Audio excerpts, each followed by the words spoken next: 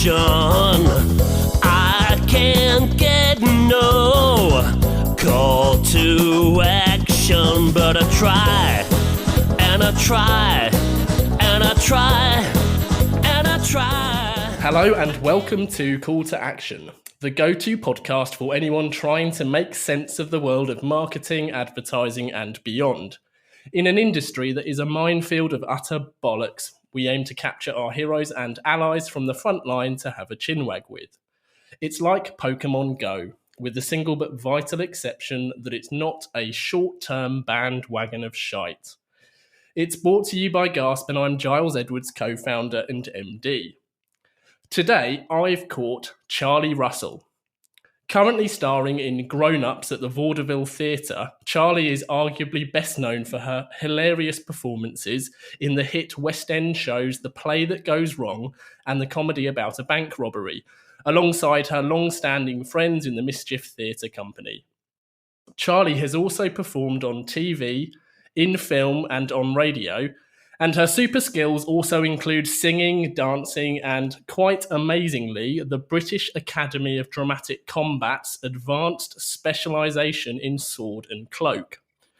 Her stellar success has taken her to Broadway and all around the world to perform, as well as a soon-to-be-released new show on the BBC. Charlie says, "I can't say I ever knew all this would happen, but at the same time, I always knew there was something about the group and the work we were creating that was remarkable. I just had this feeling we were on to something special." Welcome to the show, Charlie. Thank you so much. What an amazing introduction.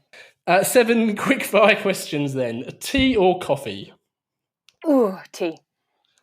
Stage or screen? Green? Traitor. Can't believe you said that. But yeah, screen. Tragedy or comedy? The combination of the two, but probably comedy. The West End or Broadway? I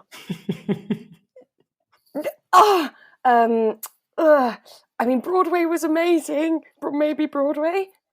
Okay. John Cleese or Rick Mayall? Rick Mayall. Yes. Sandra or Katie? Katie. Really? Yeah. 5-star reviews or 5 angry lobsters? 5 angry lobsters. I'm going to ask you about that later. So, Charlie, what was your first ever job? And then what was your first acting job? So, I mean, as a teenager, I think my first job was working in a cafe. But my first job out of drama school was working in a shop called Aspinall of London, which is sort of an upmarket leather goods shop. So handbags, wallets, leather-bound journals, a really gorgeous company. And I worked in the Longacre store, which is in Covent Garden. Oh, and it was brilliant, you know. I was so lucky to have that as a part-time job. Well, I ended up being almost full-time, as you do as an actor. But I had a great manager who would always try and accommodate my auditions. So if I don't know if I'm, getting her in trouble, but but she'd let me sort of take a long lunch and then I wouldn't have a break later, but I'd have got the audition in. And then when I needed to go and do Peter Pan Goes Wrong, for example, at the Pleasance, she let me take time off and then come back. And that was amazing. I made some really nice friends there and they were always really supportive. And it was always really important to me to have a job that I didn't mind getting up to do when I wasn't acting. And because the people were so nice and the products were nice and it was in a nice location, I thought, yeah, I have to get up and I'm not going to act today, but I'm going to be the best salesperson I can be and hang out with these people. And that makes not acting a lot easier. Yeah. Oh, it's always good to enjoy your work. And so how did you end up on stage then? So I started acting amateurly as a kid because my mum would do amateur dramatics, and so I was part of the Grange over Sands Amateur Dramatic Society, which is in Cumbria if anyone's looking for it, and we used to do pantomimes and sort of summer shows, and I loved it. And then I kind of always wanted to be an actor. I was always doing drama at school, and I had amazing drama teachers everywhere, but the final school I went to, because I went to quite a few, they really encouraged me to apply for drama school. And so eventually, it took me a while, actually. It took me about 3 years to get into the drama school I really wanted to go to. I went, and I was 20 when I started at LAMDA. Oh, okay. So you tried 3 years in succession? Oh, yeah. I tried in my final year of school. I didn't get in anywhere, so I went and did a foundation year in Cambridge, this small drama sort of, it's connected to a college, and did a small foundation there where I met Jonathan Sayer, who is he's the managing director of Mischief Theatre. Yeah. And then I didn't get in again. So I went back to that old school that I had been so encouraging. They gave me a job as a technical assistant in the drama department. And then again, were really encouraging and supportive when I wanted to go and audition for drama school. And then I finally got into LAMDA. And what's that process like for anyone who's unsure, like me? Applying to drama school? Yeah. Yeah, it's pretty grueling, actually. So it's something like, there's some really great statistics out there in the comparison of university to drama school. But there's sort of over 100 of people applying for one place at drama school. Whereas you're only sort of in university, you've got much higher sort of statistically, you're just more likely to get into one of the universities you've applied to. Because there's so many more courses, there's so many more universities. But at drama school, there are fewer ranges of courses and there are fewer sort of accredited drama schools. You usually apply, then you get an audition, you might get a recall, you might get a second recall, and then you get in and you usually have to perform a couple of speeches. And then at the recalls, you'll do things that you haven't been able to prepare for. There's usually a little bit of singing involved. If you want to do musical theatre, it's a completely different journey as well. But when I started at LAMDA, I was petrified that one day they were going to walk into the class and go, "Oh, no, Charlie, that was a mistake. You were meant to get the rejection letter, not the acceptance phone call. We got confused. There's this different person that's meant to be here. Get out." I was so certain that was going to happen. Really? For about 3 months, yeah.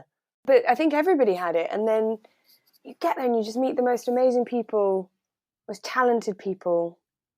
And they all love it as much as you do. Well, and they all must really want to be there because it's clearly generally, a task yeah. to get in. Yeah, I would say so. I think some people enjoy the whole process more than others, and I think some people learn through drama school that it isn't what they wanted to do, which must be a bit difficult, but totally fine. But the big thing is the people you meet, because those are the people that you end up probably working with. Strangely, well, I have anyway.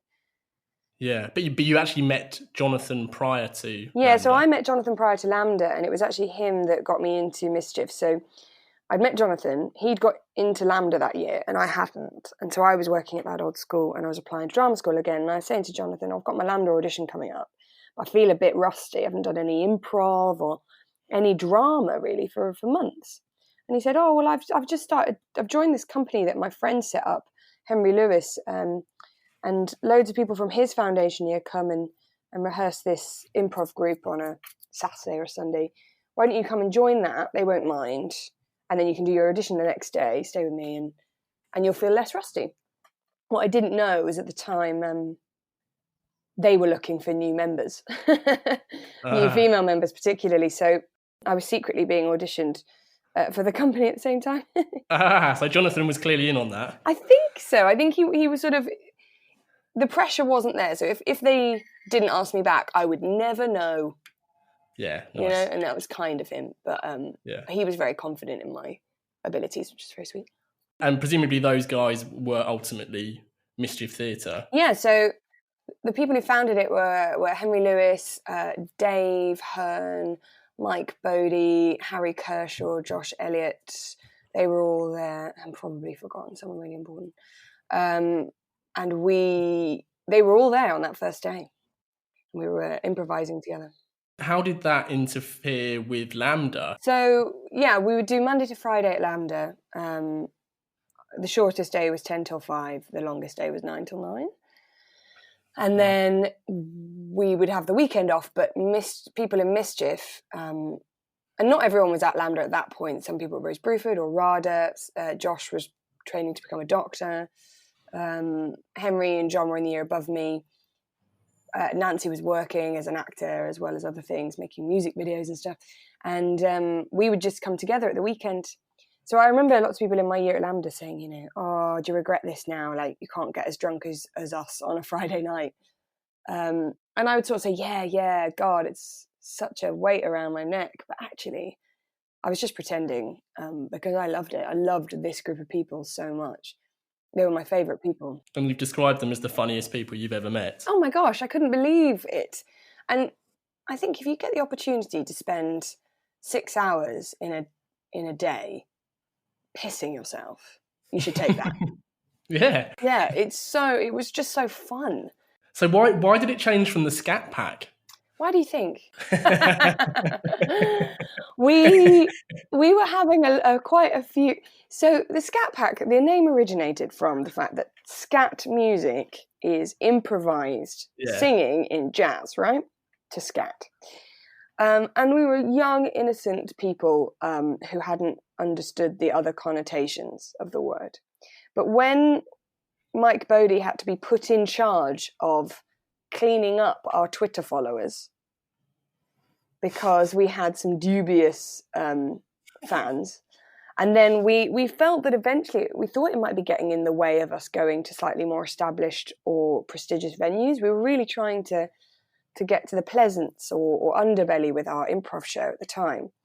And I know I'm sure we needed to improve as well, but there was this feeling that people didn't want to put Scat Pack on their posters.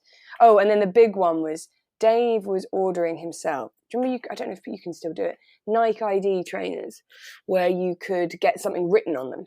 That's right. And so he had his left and his right shoe, and his right shoe read Scat and his left shoe read Pack. So if you looked at them, you'd see Scat Pack. And Nike was refusing to make them because it was offensive language. And at that point, we were like, right, should probably change the names. I remember there was a big car journey and we were all thinking about what the name could be. And I think I take a lot of credit for this. I don't know if I should. But we were talking about collective nouns because the pack idea of Scat Pack we really liked. So I was like, well, if there was a collective noun that was quite good. And then I was looking up collective nouns and I saw that mischief is the collective noun for mice. And I thought, oh, that's funny, isn't it? Mischief, like we're a group of people, but also we're not nasty, but we're a little bit naughty. You know, we're never going to be edgy or offensive, but we push the limit a little bit and we're quite fun to be around. And so we were talking about it and it became Mischief Theatre. Very nice. My favourite collective noun is a wunch of bankers. No way! I've never heard of that before. A wunch, yeah, very good. I don't think it's real. So Mischief Theatre's success is obviously now truly global. When did you first start performing together? And what was that like compared to now? So the group began in July 2008. I joined January 2009, so a couple of months later. And I first had my first show with the company was that January or the end of January. And so I was 19. And it was amazing. I mean, we would do this improv show called Lights, Camera, Improvise, which we still have now. It's now called Mischief Movie Night, but where we would improvise a film based on the audience's suggestions, a completely made-up film. So we'd get a genre, a location, and a made-up title, and then we would improvise from that information a film quickly. Ooh, interesting. And I was living in Bedford at the time, and we used to do this every 2 weeks. And on the way down to London, I used to try and work out a way that I could be hit by a car just badly enough that I couldn't do the show, but without any long-term repercussions. Because I was petrified. I was petrified of doing it. But then there was this compulsion. I don't know why I kept doing it, because I hated it. I was so scared. But I just knew I couldn't bail. I just had to keep going with this company, and I was desperate to get better. And it was so fun. We used to perform in venues where there were more of us on stage than there were in the audience. Or we'd be lugging, I remember lugging a bright yellow hat stand on the tube at like midnight, and then walking from Hammersmith station to my flat in Barons Court so that and we'd just keep it at my house, and then everyone had a bit of the set because we had nowhere to keep anything. And it was kind of, awful, and we were exhausted, and we definitely didn't get paid. But then there's never been anything like it since. That level of camaraderie and sort of, I don't know, it really brings a group together, some adverse circumstances. And how does the improv work then? I mean, do you have even just a loose skeleton of a script to then build from, or is it literally all entirely from scratch? So it depends what you're talking about, actually, because we have an actual show that you can pay to come and see, which is completely improvised, which is this Mischief movie night where we take the suggestions from the audience and make it up. There is absolutely no script to work from there. We have no idea what we're doing before we start. It's probably one of the most arrogant things we can do. So pay money for a ticket that we have prepared precisely nothing for. And then and that's really fun. But what we do with that is we practice improvising. If you practice making things up, then you get better at making things up. And we work with Adam Megiddo from Showstopper. And he also directs Peter Pan Goes Wrong. He's an amazing practitioner, improviser, director, performer. And he's helped us a lot along the way. And then we use improv as well when we are creating new work. So far, the process has been that the three guys who've done the writing, Henry, and John, have a script, but we might, in the development process, say, kind of want to see a scene between these two people that kind of covers this kind of subject. Can we improvise it now? The boys might write things down as we go along, and then they might write up a scene, which we then work on, because it's never quite the same. It's really funny. You can improvise a scene and it's hysterical. You write it down, you repeat it, and it's somehow not funny anymore. So you can't just rely on the improvised work. You then have to look at the work you've written down and really refine it. Because there's something you get for free when you're making something up, but the audience is so excited and it's really electric. But if you've got the chance to make it better, then you should when you're writing. So we do use improv when it comes to developing new work as well. Yeah, I think as soon as you write down anything that's made you laugh, the danger is that you kind of sterilise it, I guess. It's so strange, yeah, because you take away the dangerous element that it was made up on the spot. Whereas, but it can give you the right direction to go in, or it can inspire you. And there's a lot in grown-ups, actually, where it almost comes directly from things we've improvised. Ah, fantastic. Yeah. And has improvising in itself become less daunting the more you've done it? I mean, do you still wish to be mildly maimed by a car accident? No more, thankfully, no more. When we had a run at the Arts Theatre with Mischief Movie Night and then a UK tour last year, and it was one of the most fun things I've ever done. I had a lot of fun doing it. It was still really scary. There's nothing quite like standing on stage at the beginning of an improv show, having no idea what you're about to make. But it's so thrilling. And if you're good at it, or at least if you've practiced and you work with people you like, there's nothing else quite like it, really. It's amazing. Yeah, funny enough, one of our account managers here has just come back from an improv workshop today. Oh, wow. Just as we tend to send people on these short workshops just to get people a bit looser and more comfortable in, just presenting and talking and thinking. Improv is really good for confidence, actually, because in a way, if you can get up and literally with no prep and nothing prepared, and you can still create something, then you can do anything. Yeah. And have you always loved improv? I mean, I was a massive fan of Whose Line Is It Anyway years ago, and that was, mostly improv. Is that something you watched or were a fan of? I hadn't before I joined the company. I'd enjoyed improv in drama classes in school because I sort of gathered that I was maybe a little bit funny and I could make people laugh, and then that won me friends. So I was keen to do it at the time. But no, I hadn't watched that much of it. But I did once I joined the company. I started to watch a lot more. The exciting thing was when I remember seeing a really early Showstopper show at the King's Head, I think it was, and I couldn't get over it. I couldn't believe that it had been made up. And I thought, wow. And Henry Lewis is saying that we can do this? Well, I've got to try it. So, but where does your love of comedy come from then, so more broadly speaking? Well, I grew up... there should be absolutely no shame in comedy because I'm so proud of it. But I know that lots of people can look down their noses on it. But I grew up watching carry-on films. Absolutely loved them on a Sunday. My mum would sit me down on that Sunday afternoon with a carry-on film, and then you'd get Last of the Summer Wine, which I didn't like as much, Dad's Army, Allo, Faulty Towers, just Are You Being Served? All of that, that was my absolute favourite. I loved watching those things. And then Victoria Wood. My mum used to show me lots of Victoria Wood all the time. And she got me to learn little like vaudeville sketches or songs and stuff. I've seen a quote attributed to you actually saying that there's a slight attitude in theatre that comedy doesn't require good acting. Is that what you were kind of alluding to just now?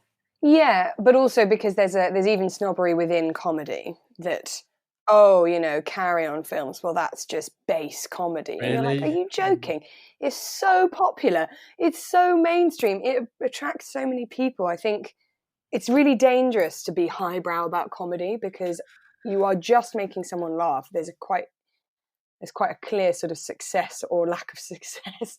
And if people like it, that makes it good. And I don't think people Surely people should measure the the effect, the laughter, not the what makes people laugh, like the output, not the input. Yeah, and viewing figures, for example, on television, it's really dangerous to think you're above something unless you are probably Monty Python. Like you can't really I think it's dangerous to try and be snooty about it. And I with the attitude to the acting thing, I think it is certainly not held by everyone, but there can be a sort of, that's a comedy actor with a slight derisive tone, or that comedy actor is then not considered for a serious role. But actually, if you look at the people who are truly brilliant, they're usually really, really good at comedy. So someone like David Tennant is hysterically funny, but a beautiful actor. Olivia Colman, she brings to everything funny, she breaks your heart, and to everything serious, she still manages to make you laugh because she's a real human being. Or Steve Mangum, a really, really amazing comedy actor, but also really amazing regular actor. And it shouldn't really be two separate things. It should just be good or not good, probably. But there are people who are really good actors who aren't funny. Yeah, of course there are. And there's great comedy writers, I'd suggest, as well, who aren't particularly funny. I mean, I've personally never been a huge fan of Ben Elton performing, but I think he's written some absolute gold, as has Armando Iannucci. Oh my gosh, I love his stuff. Yeah, absolutely. And actually, look at that. Look at the people in his films and series. You've got, Simon Russell Beale is in Death of Stalin. Hysterically funny man. And petrifying at the same time. Michael Palin's in that film. It's just, they're all amazing. Yeah, all the ingredients are there, aren't they? But it's like the quickfire question with Rick Mayall. I mean, that guy could make people laugh just by looking at them. Bosh! Woof! Yeah, I love him. I think the other thing is that, particularly with the kind of work we've done as well, which is slapstick, farcical comedy, but it's also with Play That Goes Wrong, for example, but it's also under the category of clown. True clown actually comes from the schools like Lecoq in France, or Gaulier, I think it is called. And it's less about the sort of massive shoes and water squirting flowers, and a little bit more about what people do when they get things wrong. What they do when they are embarrassed, or what their instincts make them do, and to be truly funny in that moment, you have to allow yourself to be laughed at, and it has to be honest. If you are trying to make somebody laugh, suddenly it isn't funny anymore. So in the Play That Goes Wrong, it's really difficult to get the balance right, and we don't always get it, day to day or even show to show. But it needs to be a bit painful. Physically, but also emotionally painful for you that it's all gone wrong. You know, the character of Chris Bean that Henry Shields plays is heartbroken that it's all going wrong, but that's what's so funny. John Cleese in Fawlty Towers, he's not clowning around, but he's doing a proper clown, you know, that kind of, we say Auguste, that really arch, high status person being brought low, going insane and smashing a car with a birch twig. That stuff, that sort of honesty in your performance, which you need if you were doing a straight play, you also need in comedy, if it's going to be truly funny. How does he feel about the parallels with John Cleese, incidentally? You'd have to ask him, but Okay. I don't think he's particularly upset about it, seeing as John Cleese is a legend. Yeah. But I think the only thing I think he worries is he's like, I'm not just doing an impression. I did try and do something with it, but you'd have to ask him. I don't think he'd be upset, to be honest. I don't think any of us could be upset being in the same sentence as people like John Cleese or Rick. Yeah, anyone from Monty, absolutely. Going back to your point about it being slapstick, farcical, and in that clown category, do you need to adapt that both for venues? I mean, you've said you've performed to audiences smaller than the cast, but equally taking this to Broadway, were there any noticeable differences in the audience and therefore how you perform? Well, the small audiences were generally for the improv. And that doesn't necessarily mean it's going to be a tough show. It can be really fun. But with the farce and the slapstick, we used to perform the play that goes wrong at the Old Red Lion and the Trafalgar Studios in the smaller space. And yeah, there was a slight difference in the size of performance where if you were only a foot away from someone, you don't need to do much with your eyes or your face for them to see the sort of pain and then laugh at you. But if you are at a venue verging on 1,000, rather than just looking, you kind of need to move your head as well. Do you see what I mean? They need to see a bit more at the back. Okay. But I think it's hard. I mean, Broadway was an amazing experience.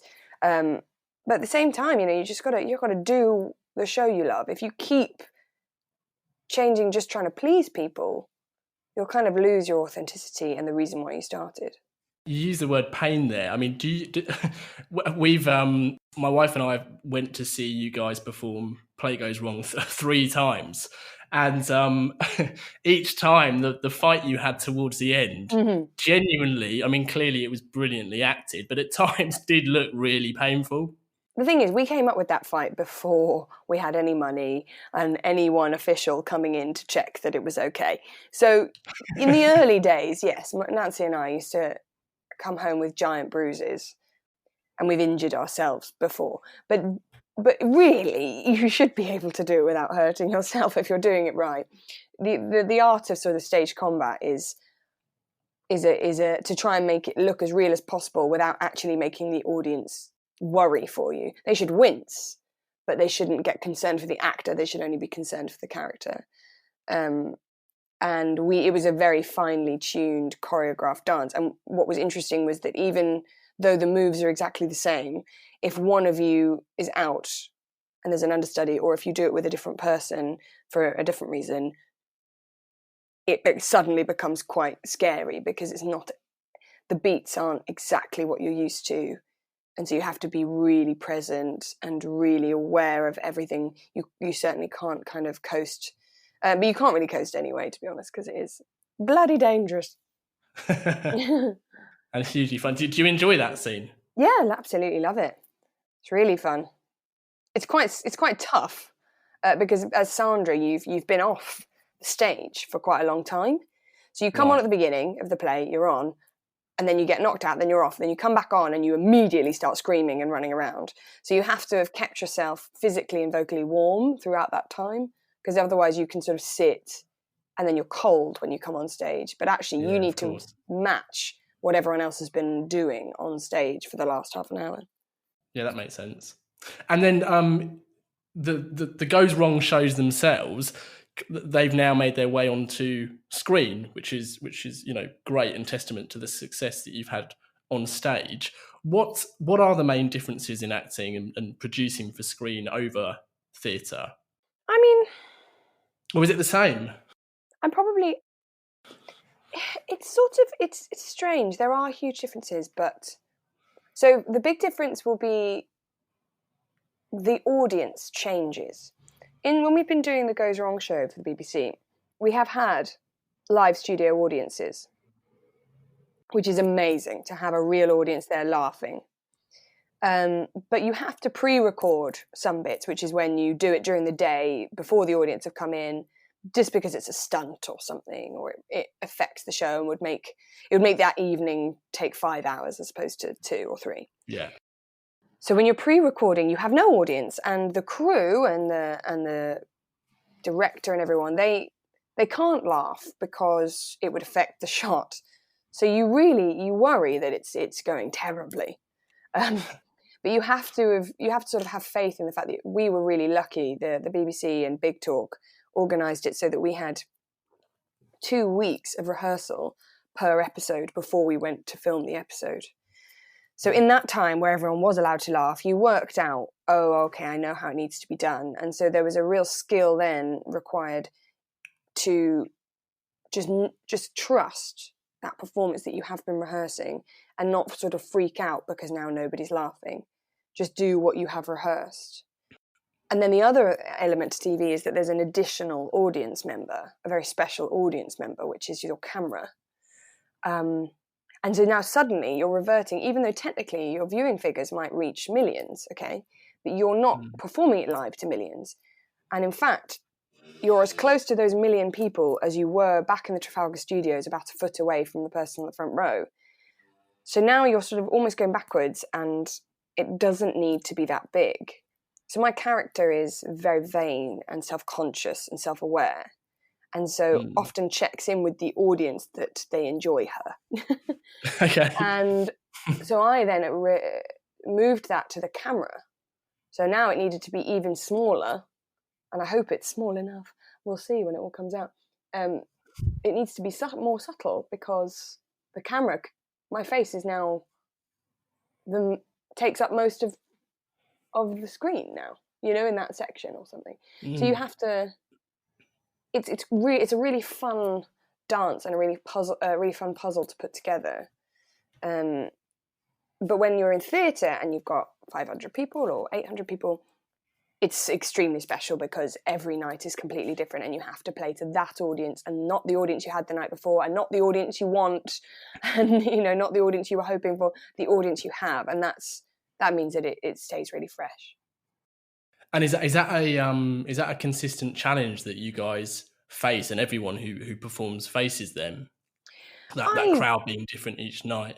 I think so. I can't speak for what it might be like to do a very serious, very straight play. Sure. But I think when you do a long-running comedy, every night for the first sort of 2 months is usually pretty exciting and different. But there can become a point where you know the show inside out, you know what works, and so you do worry about it becoming stale. But it's the audience that helps to keep it fresh because they are always really different. But as actors, it's important to... You don't want to kind of just change it for the sake of it because you want to give the person who came on the Tuesday the same show that the person on the Thursday is going to get because, everyone's paid 80 quid for their ticket. You can't just like mess around or something, but you do want to make sure that it's alive for every audience. And that's what a director's really useful for because sometimes they give you sort of a thing to think about that day or in that scene, which helps you to have a focus and keep it fresh. Yeah, I guess I've never really considered that, how it over time becomes and all feels stale because you've obviously performed so many times, but for the audience it's in most instances going to be the first time they've seen it. Absolutely. But stale, but also there's something lovely. I remember, being a year into Bank Robbery and really understanding that show. Or when we went to Broadway, and I'd done it before for 2 years or something, and I knew I had 6 months on Broadway, and just thinking, well, I do know this show now, so I actually get to revel in relaxing into it and enjoying it because I'm not worried that it's not good, because I believe that it is good at this point. And what's the longest running show or section of time that you've personally performed any of the shows? That's got to be The Play That Goes Wrong. So because we went from a 6-month tour onto the West End, and we did 12 months or just over 12 months on the West End in a row. Wow. So it was consecutive. So that was a... Oh, and before the 6 months of tour, we'd been doing Pan, and before that we'd been doing The Play That Goes Wrong. So even though Pan came a little bit in the middle, that had only been on for about a month at the Pleasance. So The Play That Goes Wrong, I felt like I'd been doing for a really long time. Yeah, so that must be exhausting. Yeah. Towards the end, at least, so mentally. Yeah, both mentally and physically, definitely. My body. And actually, at the end of the 6 months on Broadway, so where it was a couple of years later, I could tell that I had aged. Because I was like, I am tired. My body would like to stop being hauled out of a window now, please. Thank you. We've an upcoming guest, Doom McEwen, who you might be familiar with, part of... Oh, God, my mind's gone blank. Oh, shit. Smack the Pony. Smack the Pony. Do you remember Smack the Pony? Yeah, so she was one of the founding trios there, and she was saying the same thing. She said that 6 months tends to be her max, that the closer she gets to 6 months, the more she feels like physically she's just got nothing left to give. Yeah. And it was only her saying that where I'd really appreciated it from her side, from your side. So 18 months plus for Play Goes Wrong, that must seems like an eternity. It was, but it was part of the journey. You see, the other thing is it came at the right time, because just before that tour, we'd really only been doing it at studio venues. We didn't necessarily get paid. We had, part-time jobs at the same time. But that tour marked the beginning of, it marked the beginning of the point where all my income, and I had enough income to live on, was coming from acting.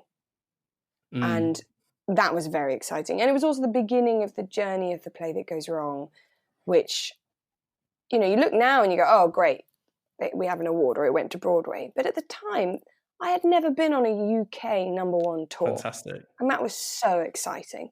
And then to go to the West End, and we thought maybe for 3 months. Oh my gosh. Like, I couldn't believe what I was, being paid, which wasn't actually, looking back on it, comparatively, maybe not as much as compared to other West End performers, but I was being paid to act.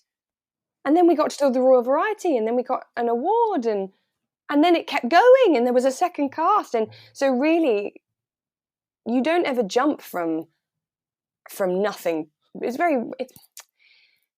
very rare that someone jumps from absolutely nothing to the dizzy heights of a very successful acting career. It is actually a journey, and you don't realise along the way how wonderful it is. And then you look back and think, oh my gosh, that's amazing. But we were lucky enough to feel all that amazingness along the way, because we just couldn't believe it.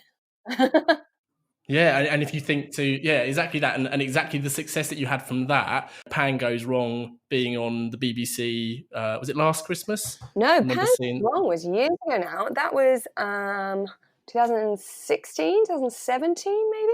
What, on the BBC? Yeah. Was it really? Christ, was it that long ago? So we did. God, I remember watching Pan Goes Wrong in the West End. The first time at the Apollo, I think that was 2015. I might be a year out because it's Christmas as well, so I get confused about. I know what you mean, 2015, and then that makes sense. And then the next year, 2016, it went out on the BBC. Then 2017, when we came back from Broadway, we did Christmas Carol. That's right. And then there was nothing last year, and then there might be something. Yes. Exciting. But that was huge. That was the biggest thing. I mean, I couldn't believe it. I do just want to quickly, before we move on, I do want to touch on the posters and your outdoor media ads for the shows, because we'll add an image of those to this pod's listing, but they are so good. Who came up with the upside down banner ads? Well, so this is a really interesting story where you learn that just because it is your baby and you made it doesn't mean you know absolutely everything what's best for the show. That's a big lesson, isn't it? Because when we first went to West End, I think it was, that's when the marketing really ramped up. So we work with JHI Marketing, who are a phenomenal marketing company, and they work a lot with Kenny Wax, who is our producer, and Kenny Wax Limited and Mark Bentley. And they came up with this sort of slightly wacky goes wrong campaign. And we, as young, budding, serious actors, were like, no, that's silly, and oh no, it won't work, and people won't take us seriously.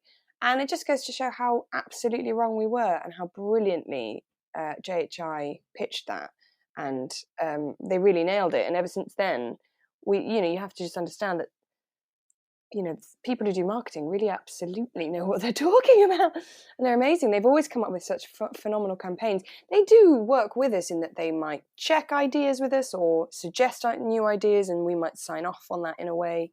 We're now currently working with the Open agency on our branding, so we're having slight rebranding, which I've never done before, and it's been a really fascinating experience. And they're working with JHI, with Kenny Wax, with Mischief Worldwide and Mischief Theatre and Mischief Screen, to come up with a sort of branding that ties everything together, and so that you can recognise that it's a Mischief production, even if it's something on Broadway or the BBC or in the West End or on tour.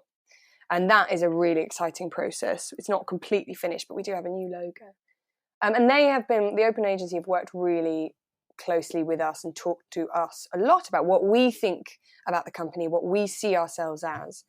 But the other thing about marketing we've learned is that it's not just how you see yourself, it's accepting how other people see you. Yeah, it's almost entirely how other and people not trying to necessarily, not necessarily trying to fight that. You can direct that or sort of nudge it and hope that you might change it or positively influence it. But you need to be honest about, well, no, but how do most people see us? And is that okay? And actually, certainly not something to ignore. Yeah, oh God, yeah. Awesome. So when can we expect to see that new identity rolled out entirely?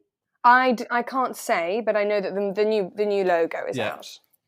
I actually don't know. I just don't know. Okay, cool. So let's move on to a play you have actually produced now. So you recently produced the piano play. Yes, piano which play, debuted at the Edinburgh Fringe. What's how was that for you, being the other side of that wall?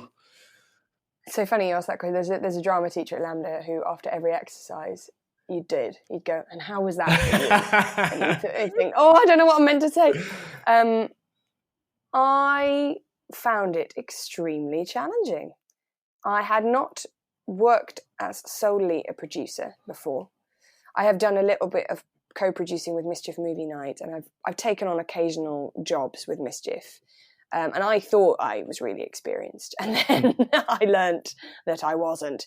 The main thing was Callum Finlay, who is a really, really dear friend of mine, and we met at Lambda, and he's an extremely talented actor and writer. We were sending each other things that we'd been writing, and he said, "What about this?" And I said, "Oh, you know what? You should totally go to Edinburgh. One man, piano, 1 hour, easy peasy." That'll be so easy. Just take that to Edinburgh. And he said, "Oh, well, you've done it before. Can you help?" And so I did. And he was co-producing as well as writing. And then we got a director on board. We got a friend to be in it. But I learnt a lot. There is so much to be done. And Edinburgh actually is, you get the impression, it's where people start.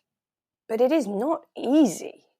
It is not a beginner's guide to putting on work. In fact, in many ways, it's more challenging than the commercial world, because you have fewer resources, you have less money, and there is a lot of competition, and there are a lot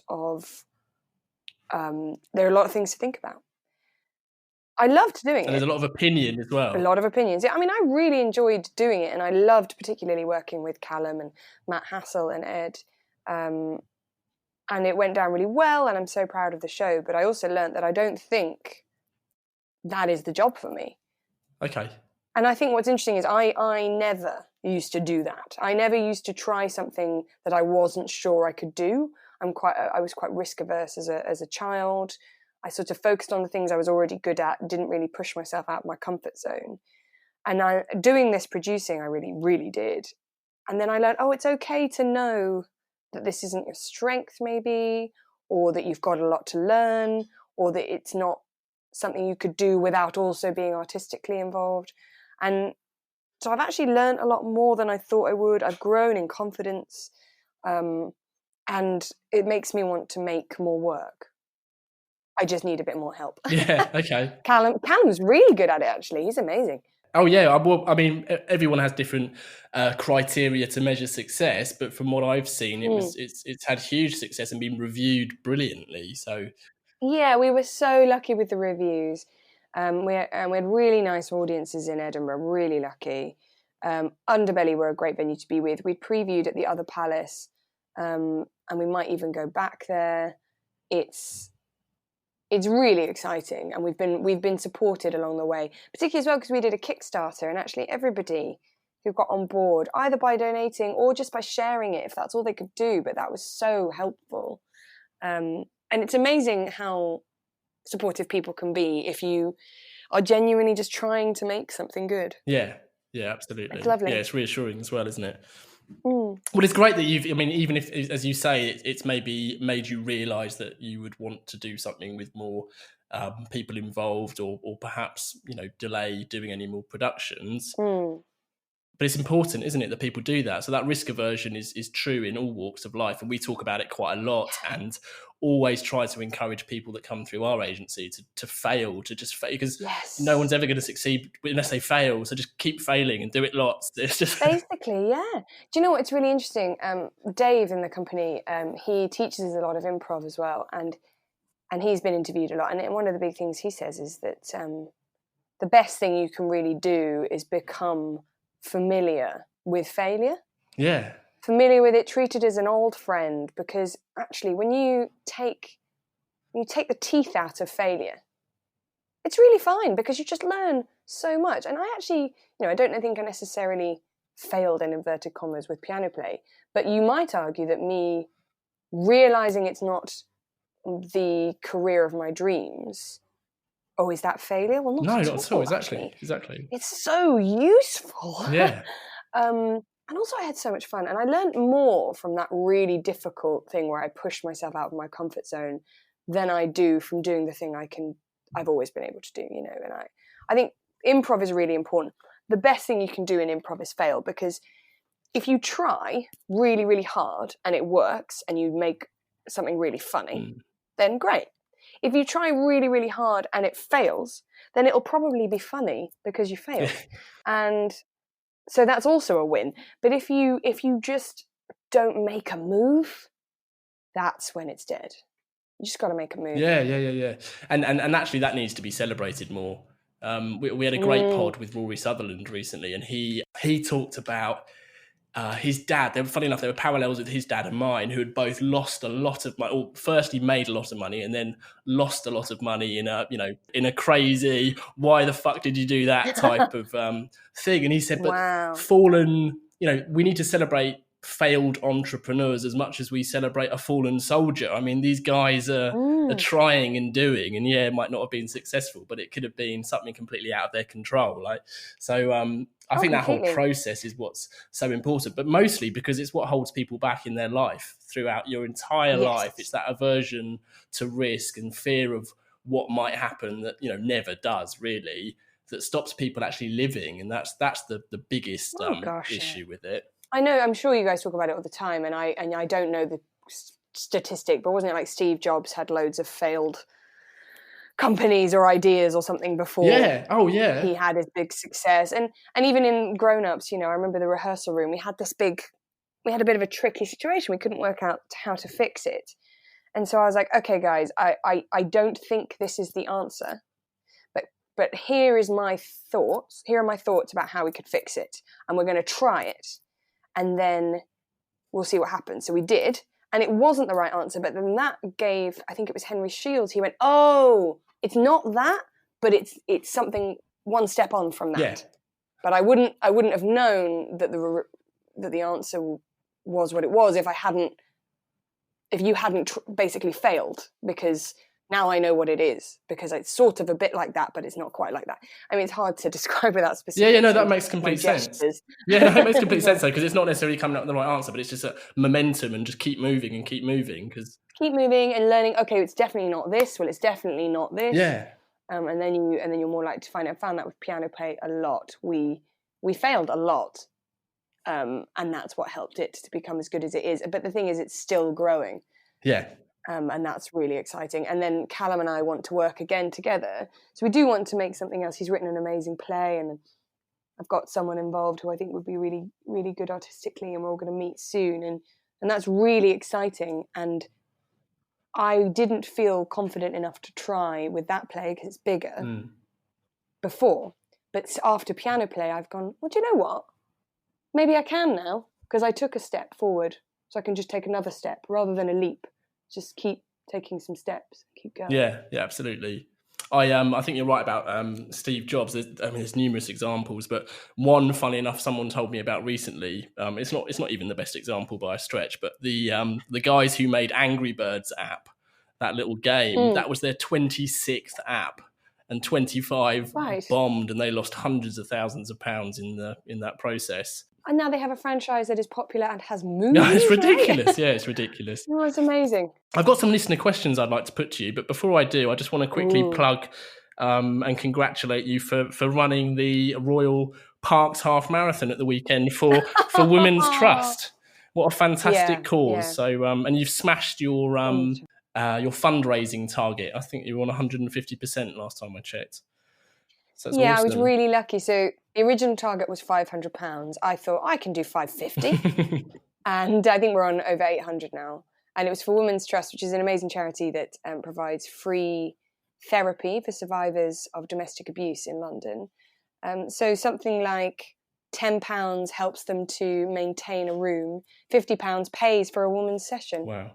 I mean, the money is so well organised and spent, and it was so fun. Royal Parks Half Marathon is a really great thing to do. I advise everyone to give it a go. Again, something I thought I'd probably fail at because I couldn't train quite as much as I wanted to. I'm not a particularly fast runner, but I managed it, and I don't really care about the time. No. I just did it. I was so happy at the end of it. I would really encourage people to do something else like that in their lives that isn't to do with their career. It's just another little thing for them. Yeah. I got a lot from it, and it was a really well-run event as well. Ethical. Sustainable. It's a nice scenic route as well. Well, certainly for gorgeous route. Well, we'll put a link on this episode's listing to the Women's Trust as well, because they do very important things. So asking the general public for their opinion, be it on Brexit or boat names, is notoriously fraught with danger, but that's not stopped us asking. So we've got two questions as usual to put to you, Charlie. The first one is from Paul. And Paul says, JJ Abrams is a producer of The Play That Goes Wrong in the US. I saw some of the guys appeared on the Jimmy Fallon show with him, but have you met him, and what's it like working with one of Hollywood's best-known directors? I have had the absolute honour and pleasure of meeting JJ. He is probably the nicest person in the business. He is kind and generous and warm and completely self-effacing and humble, but not in an annoying way, in just a very genuine way. I can't really describe how wonderful that guy is. He was so supportive of the show. He'd come to see The Play That Goes Wrong because he was in London filming something, and he was walking around Hyde Park, and he thought, I want to go and see a show. So he Googled Play London. And of course, Play London gets you The Play That Goes Wrong. So he thought, that looks fun, I'll go and see it. Came and saw us afterwards. I didn't recognise him. And I thought, what a lovely American man that came to say hi to me after the show. That was nice. And then he said to our producers, look, I want to help you take this on and take this further and take this to America. He was really supportive. He was when we were in the Lyceum on Broadway, he came and helped us in our rehearsals. He was there at the technical rehearsal. There was a scene that needed a little bit of tweaking with myself and Dave Hearn. And he sort of said, would anybody mind? I've kind of got an idea, if that's okay. And everyone went, yeah, that's okay, JJ. What would you like to suggest? And of course it was brilliant. But there was this moment where he was talking to us, and I thought, okay, I've got to listen to what the directors sort of say. And then my eyes just sort of glazed over as my brain just went, "You're getting direction from JJ Abrams," and then I had to quickly shove that back out of my mind so that I continued to listen to him. And ever since then, he's been so supportive. We went and saw him in LA, and he came and said hi, showed us around Bad Robot. We saw him when he was over again recently for the latest Star Wars film. He's an amazing person, and if you ever got the chance to work with him, I'd say yes. Is it ethics they have about in Bad Robot about just keep making, keep trying. They give a lot of support to people without any pressure to produce something. They say, just keep going. Don't worry about a deadline. We just want to give you the tools to make some stuff. And that's why they create some of the best work in Hollywood. And also he's extremely generous with his wife and him. His wife is an amazing woman as well. And they raise a lot of money for great causes. Awesome. Well, he sounds like an absolute gem. No, he's an amazing man. I love him. I love him. You heard it here first. That's great. And you anticipate him being involved further, as you might take other things to the US, or is that? I think he is. I might, if I get this wrong. I think he's also part of the producing team for Magic Goes Wrong. Oh, cool. But I don't know about the beyond. But I think if we were to come to New York, he would at least come and say hi. Yeah. But hopefully he'd be involved. We would like that because he's a gem to work with. Yeah, fantastic. That's amazing. That's just nice to hear, isn't it? That someone that good and that successful actually is a good person. Yeah, it is. And it just restores your balance. It's really nice. Yeah. And me and Dave always say, like, I always say, it's just proof that if you're actually good at something, you really don't need to be a dick about it. Yeah, I think. Yeah, I mean that's actually come up quite a lot on this pod. I think sadly that it's just a law of averages at play, isn't it? It's a total myth that you need to be an arsehole. In fact, if you're truly good at your job, you should be a relaxed, kind person because you've got nothing to worry about. Yeah. Well said. Nothing to prove. Question 2 from Sandra is, do you have a favourite play that you've appeared in, and also a favourite play that you have seen, as they may be different? So if we're talking Mischief plays to appear in, I love them all for different reasons, but for a long time, Comedy About a Bank Robbery was an incredible show to be a part of, and to play Caprice in that show is a dream. It's such a fun show to do, and I had an absolute blast. It was also one of the first. That female character is one of the stronger, and in fact, both of the female characters in that play are slightly stronger, a little bit more developed, and I really enjoyed playing that. I've seen you say that before, actually. In our research, we saw that I anticipated that being your answer, and I don't know why, but I was surprised. That's not a slight on the play, because it's brilliant, but I just think The Play Goes Wrong is just so flawless. Yeah, it is an amazing show. It's well, I think for me is that I absolutely love The Play That Goes Wrong, and as a piece, you're absolutely right. It kind of just sits perfectly as this is a good comedy. This is a comedy, and it succeeds at what it's trying to do. And I love to be in it, but I think I always love shows that are funny but with a little bit of heart, a bit more sort of emotional stuff. So I love like the British Office, American Office. I love The Office. I love things that make you laugh and then make you cry at the end. And so Bank Robbery just was the first show. No. Bank Robbery had a bit more heart, a little bit more of a storyline. Peter Pan also has that heart, which I love to do as well. And then Grown Ups, for me, is a good balance because there is a serious storyline, which I'm really lucky to be part of, but it's also really funny. So I really enjoyed doing Grown Ups now. And then favourite play to have seen, oh my God, I'm going to completely forget, the big play that I've seen that I love. But along that vein, I love James Graham plays, and I loved not his most popular, but Labour of Love, because it had Martin Freeman, Tamsin Gregg, his script, James's script. it was hysterically funny and had this beautiful, romantic, heartbreaking storyline in it. And I really enjoyed watching that. But also, I'm a little biased because she's my friend, but Rebecca Frecknell's Summer and Smoke at the Almeida and then subsequently on the West End is a flawless production. Absolutely stunning. Beautifully acted, beautifully directed, beautifully designed. It's just an amazing show. Awesome. And is that one still running, or is that No, it's not. No, it's closed. So I should probably say something that's still running. But no, that was closed. I loved on Broadway is Come From Away. I've not seen it in the West End, but I loved that musical. I thought it was brilliant. It must be even more relaxing to be in the audience when you go and watch these. Yes.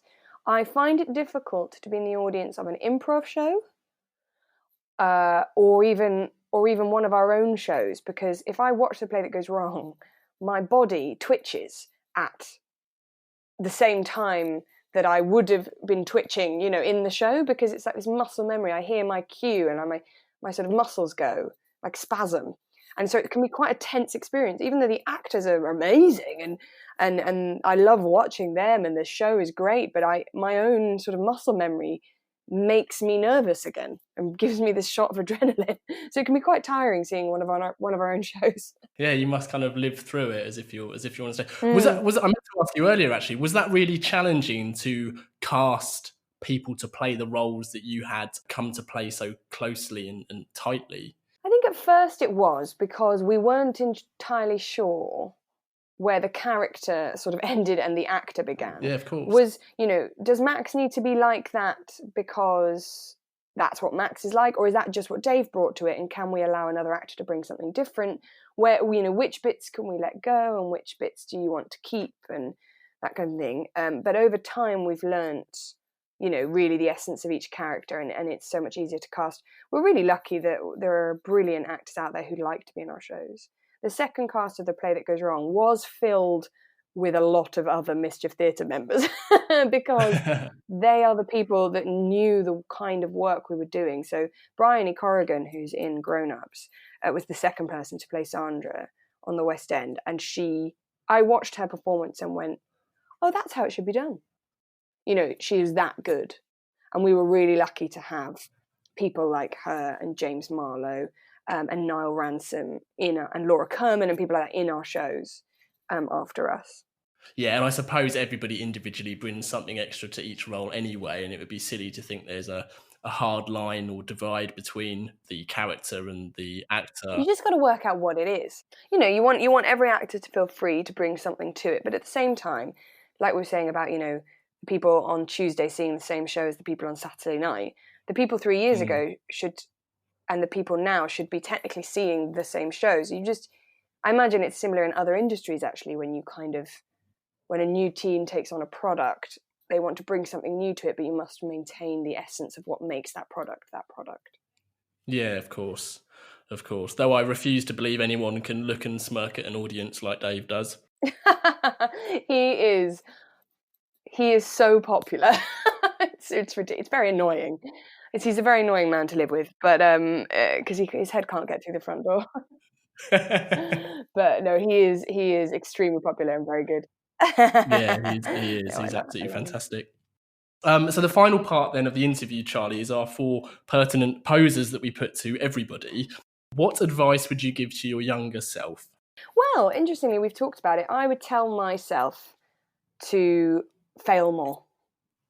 Go out there and crash and burn a lot more. Because do you know what? As long as it isn't heart surgery that you're crashing and burning at, it's fine.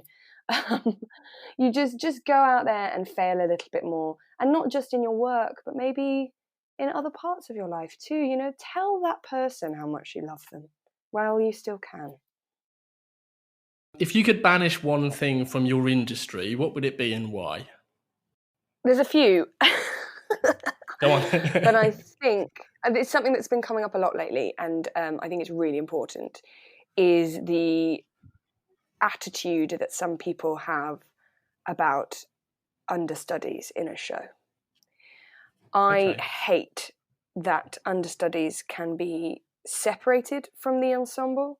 Sometimes in some people's productions, they can be slightly dismissed and disregarded, seen as, and I think that's a huge mistake, because your understudy is really your life belt.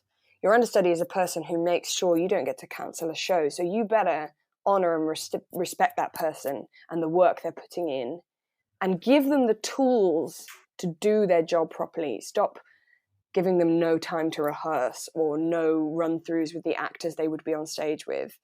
Because we at Mischief Theatre really feel it's like a team effort. And it actually wasn't started by the original company, but one of the companies came in and nicknamed them the Thunder Studies, because they are so amazing and they come on, they learn more than one role.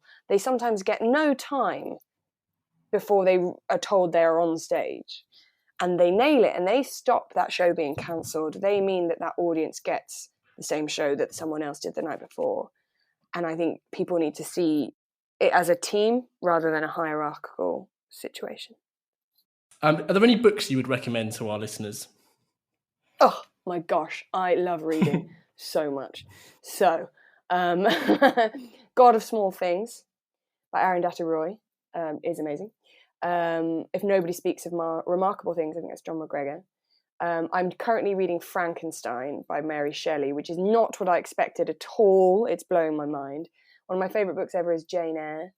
I also really enjoy The Tenant of Wildfell Hall, which is an Anne Bronte book that people should have a go at. But my ultimate favourite books of all time are actually the Northern Lights trilogy and the Book of Dust. I think Philip Pullman is a phenomenal writer. And it's a brilliant escapism, but at the same time, not in a cheap way. You still have to interrogate yourself when you read those books, but he tells such exciting, magical, beautiful stories. Awesome. Well, they're all entirely new to the show, so we'll certainly be linking to all of those. Oh, I love books. When do you get time to read? I'm such a nerd. I read every night before I go to bed. Every night. I have a list of modern classics that I'm trying to get through. So cool. Anna Karenina, I think, is next. And so why is Frankenstein so good? And did you just say it wasn't what you anticipated? No, so I've never seen a Frankenstein film, but obviously I've seen references, and it's this sort of horror, right? You think it's this horror, yeah, but it's absolutely not. It's this. It's quite a shockingly accurate interrogation of sort of the human soul. I can't really. Okay. I'm not a particularly intelligent person. I'm not very good at kind of criticizing books. I just like them or I don't, but. It's so philosophical and heartbreaking, and it makes you think about. It's making me think a lot, and I don't know whether this is apt or not, about how can you truly blame a person for maybe committing a crime if they've not had the same love and opportunities as someone else. It's that whole Albert Einstein thing, you know, if you judge a fish by how well they can climb a tree, then they're always going to be stupid. Yeah, and if you don't take into account people's experiences, people's upbringings, then you can't really compare them to just any other person. And we need to basically give each other a lot more love and give each other second chances and believe in other people. Because when you believe in someone else, you give them the tools to make better choices. It's an amazing book. I'm really astounded. Sorry, I could go on for hours. I could do podcasts about books, mate. I fucking love it. We always dedicate every show to someone, every episode to someone, Charlie, and we bestow or hospital pass that honour, depending on your view, to our guest, who has to give their reason why. So, would you do the honours? Yes. So, I would therefore. It's hard. It's sort of two different groups of people, but I would dedicate this podcast to. Those drama teachers that I had. So if I can get all their names in, I probably can't. Miss Rusagan, Helen Rees-Bidder, Jason Riddington-Smith, all these amazing teachers that I had growing up, particularly those ones I had in sixth form, that turned around and said to me, we think you can do it. If you really want to do this, we think you can do it. We can't promise you that it's going to work out. We can't promise you that you'll get into drama school, and we can't promise you that even if you do, you'll be an actor 5 years later. But we believe you can do it. So how can we help you? And without that, I wouldn't be here. Everyone needs that type of support. So perfect. So this episode is dedicated to them and anyone else who's been involved in that journey. Yeah, all those amazing teachers out there that do that for kids every single day, and especially the drama department at Bedford Modern School, which I was really fortunate to go to for those last 2 years. It's a private school, so it actually had resources as well. But those people were specifically just so encouraging and wonderful. So as a final call to action, everyone listening can head over to the website or the episode listing. We've shared or will share everything discussed, links to all of the book recommendations, links to Mischief Theatre and everything that's currently running, including Grown Ups. How else can they get more Charlie Russell? Oh, darling. So who wants that, really?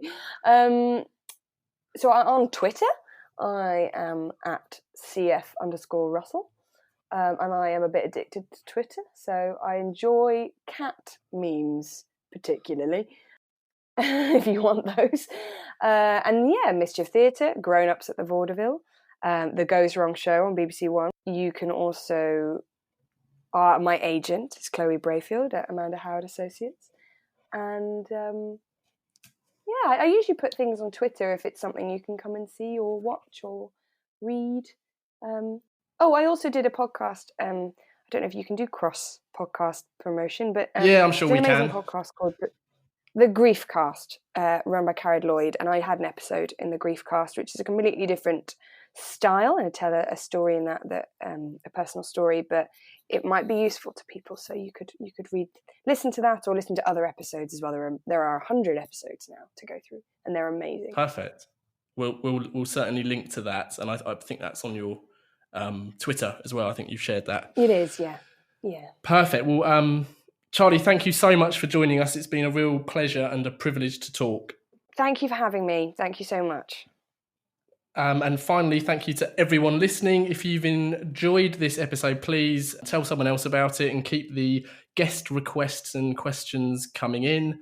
To get in touch, it's easy to find Gasp online. See CTA Pod on Instagram or just by emailing hello@calltoaction.co.